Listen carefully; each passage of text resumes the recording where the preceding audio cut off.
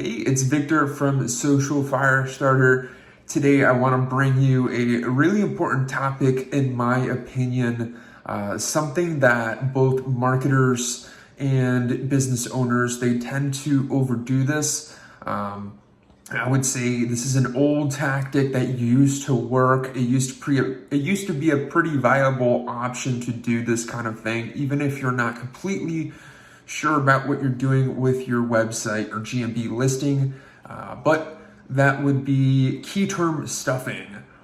So if you're not familiar with the term keyterm stuffing, it's essentially just referring to the overuse or over prioritization of the use of key terms on a given website, or really anywhere, any profile, any listing, any GMB post, anything you might be putting out there online.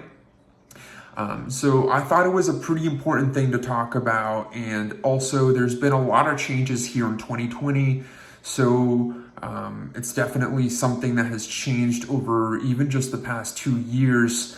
We've seen a huge difference from the excessive use of key terms and its effectiveness on search results rankings.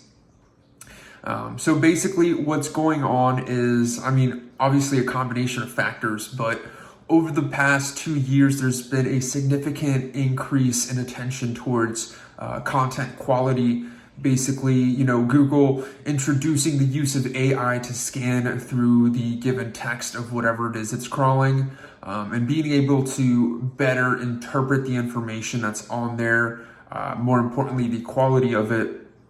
That's kind of changed things a whole bunch, because while you used to be able to get away with just including tons and tons of frequent uses of the key terms that you're trying to rank for, let's say on a given practice area page, you're just trying to rank for a specific category, a practice area of law, and you just use the same keywords like DUI lawyer, DUI attorney, and you just kind of spam the page on the law firm website with a bunch of mentions like that.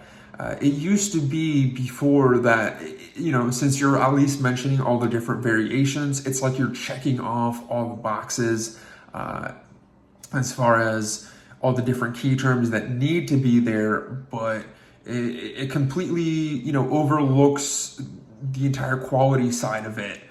Because you end up ruining your content and just kind of placing a bunch of key terms in there, making it look really spammy. Well, now, especially going into 2021, that's going to hurt you a whole lot. And if you're key term stuffing on your pages, on your listings, a lot of times it's actually going to be detrimental, and it's going to do the exact opposite effect that you were probably trying to create in the first place. So my thoughts to how many key terms do you need to use? I did make a video previously going into this topic just a little bit to give some background information about how you want to go about it, so that it doesn't look too spammy, but it's still optimized. Now, aside from that, what you want to make sure of is that you don't actually need to include the keyword that many times on a given, let's just say a website on the given page.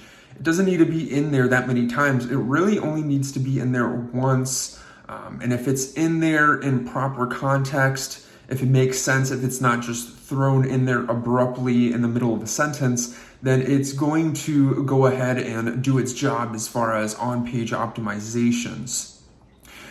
So again, I guess to kind of rephrase that, it's actually better nowadays to use your target key terms a little bit less frequently. If you were being a little generous before with how many times you were using them, a lot of times now, if you go back and actually remove some of the key terms just to get the quality up, a lot of times it's actually going to increase your rank, while maybe a few years back, people might think that this would be detrimental. So those are my thoughts. Let me know if you have specific questions about that. So pretty much the amount of key terms I would use, it really varies depending on where it is I'm posting, what it is that I'm doing. and how aggressive maybe we're trying to target a specific rank versus something that we're not trying to target at all. So there's a whole lot to kind of unpack once you start to look at specific situations or specific properties. But let me know what you think in the comments. Let me know if you've made some recent changes to your content and have seen a rank movement, whether that is a positive or negative one. A lot of times it can be confusing to understand if you did something good or bad if Google is creating some fluctuations while you're making your changes. But let me know if you're in a situation like that. Thanks for watching the video. Again, if you're looking for more information about how we run our GMB campaigns, head over to lawyergmb.com for more details. But thanks for watching and have a great rest of your day.